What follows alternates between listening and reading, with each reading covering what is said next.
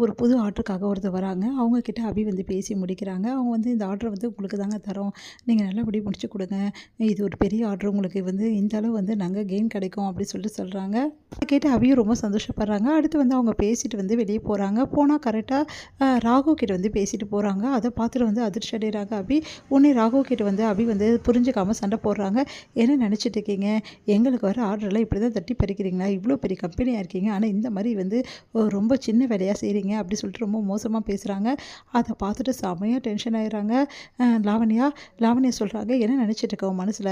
உனக்கு இந்த மாரி பெரிய கான்ட்ராக்ட் கிடைக்கிறதுக்கே வந்து ராகவ் தான் காரணம். ராகவ் தான் உன்ன பத்தி, உன்னோட வந்து ஒர்க்கிங் ஸ்டைல் பத்தி எல்லாத்தையும் வந்து அவ்வளோ அழகா எக்ஸ்பிளைன் பண்ணான். அவ்வளோ நல்லா வந்து அவன் சொன்னதால தான் மட்டும் தான் அந்த ஆர்டர்லாம் உனக்கு கிடைக்குது. இப்போ வரைக்கும் அதுதான் அவன் பண்ணிட்டுருக்கான். இப்போ மட்டும் இல்ல நெறைய ஆர்டர் உனக்கு அப்படி தான் அவன் அமைச்சு குடுத்துருக்கான். ஆனா அதெல்லாம் கூட கொஞ்சம் கூட நன்றியே இல்லாம தேவையில்லாம வந்து இங்க கத்திட்டு இருக்க. உனக்கு அசிங்கமா இல்ல இப்படிலாம் பேசுறதுக்கு? யார பத்தி என்ன பேசின?" அப்படி சொல்லும்போது உடனே வந்து அப்படியே என்ன பண்ணுறதுன்னு தெரியாம தவிக்கிறாங்க அபி. "சாரி ராகவ்" அப்படின்றாங்க. "பரவாயில்ல அபி, இதில என்ன இருக்கு? நீ என்ன தானே திட்டின. என்ன திட்ட உனக்கு எல்லா உரிமையும் இருக்கு. அதனால எந்த பிரச்சனையுமே எனக்கு கிடையாது. அதனால நீ என்ன வேணாலும் என்ன சொல்லலாம். என்ன வேணாலும் திட்டலாம். எந்த பிரச்சனையும் இல்ல. நான் உன் புருஷன் அபி. புருஷன பொண்டாட்டி திட்டுறது தப்பே கிடையாது." அப்படின்ற மாரி சொல்றாரு. அதெல்லாம் கேட்டு தாங்கிக்கவே முடியல லாவண்யால. அப்படியே பார்த்து டென்ஷன் ஆகுறாங்க. "ராகவ் என்ன ராகவ் நீ? எப்போ பார்த்தாலும் பிஸ்னஸ் வேற, ஹஸ்பண்ட் ஒய்ஃப்ன்றது வேற, ரிலேஷன்ஷிப் அப்படி சொல்லுவ. இப்போ நாவே கொஞ்ச நாளா இந்த மாரி சொல்லிட்டு இருக்க." அப்படின்னோனே, "உண்மை தானே வந்து லாவண்யா. நான் புருஷன்ல. அபியோட புருஷன். அபி என்ன திட்டுறா? அவ என் பொண்டாட்டி.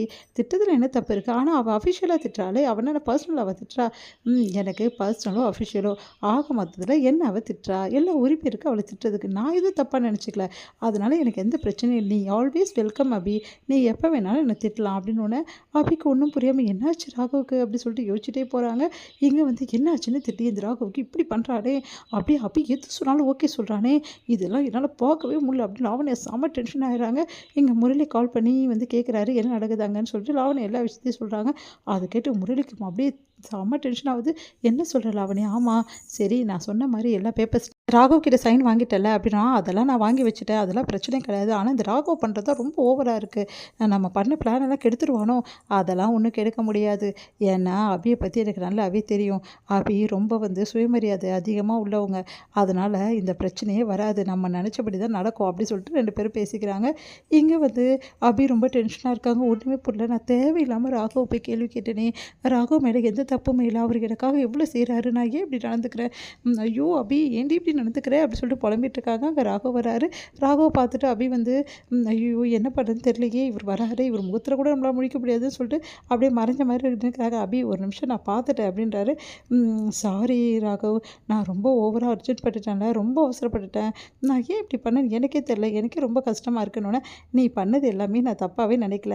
நீ பண்ணது எல்லாமே க்யூட்டா தான் இருக்கு." அப்படி சொல்லிட்டு போறாரு. அதெல்லாம் கேட்டுட்டு, என்னாச்சு இவருக்கு? இப்படிலாம் பேச மாட்டாரே! ஆளே மாறிட்டாரே! உண்மையிலேயே ராகவ் வந்து என்ன வந்து பிடிக்குதா அவருக்கு? அப்படி சொல்லிட்டு யோசிச்சுட்டு இருக்காங்க. ராகவ் வந்து வீட்டுக்கு வராரு. ராகவ் அபி வீட்டுக்கு வராங்க. வந்தோனே வந்து ராகவ் வந்து சாப்பாட்டுக்கு பக்கத்துல வந்து உட்கார்றாரு சாப்பாடுக்காக. அப்ப கரெக்ட்டா அங்க அஞ்சலி எழுந்து போயிடுறாங்க. "அக்கா ப்ளீஸ்க்கா நில்லுக்கா" அப்படின்னோனே, "நான் எதுவும் பேசுறதுக்கு இல்லடா" அப்படி சொல்லிட்டு போயிடுறாங்க. உடனே பின்னாடியே வராரு. "அக்கா ஏன்க்கா என்கிட்ட பேச மாட்டியா? நான் ஏன் உன்கிட்ட பேசணும்? நீ தான் இப்போ வந்து கோவத்துல உச்சத்துல இருக்கியே! யார வேணாலும் என்ன வேணாலும் பேசுறியே! நான் எதுக்கு உன்கிட்ட பேசணும்?" அப்படின்னா, "ப்ளீஸ்க்கா ப்ளீஸ்க்கா தயவு செய்து என்ன மன்னிச்சிடுக்கா. உன் தம்பிய நீ மன்னிக்க கூடாதா? உன் தம்பிக்கு தான் உடம்பு சரியில்லல்ல. பிபி அதிகமானதால கத்திட்டேன்க்கா. சாரிக்கா" அப்படின்னோனே, "இப்போ மட்டும் இப்படி சொல்லு" அப்படின்றாங்க அஞ்சலி.